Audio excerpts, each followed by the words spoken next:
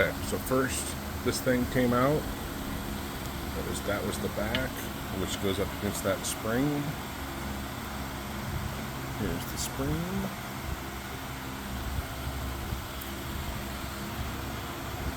And there's that thingamabob. Thankfully I have another tool. Hopefully. Is there another ring there? Looks like there's another ring right here. No? Nope, that's coming out.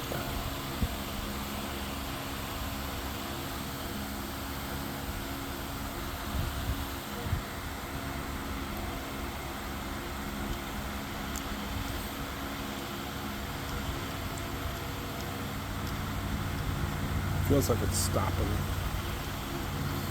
Except a little flatter to get in there.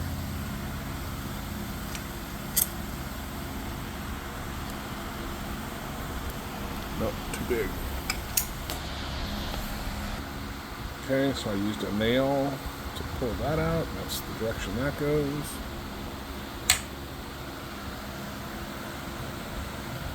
Apparently that next thing somewhere in there should be the filter.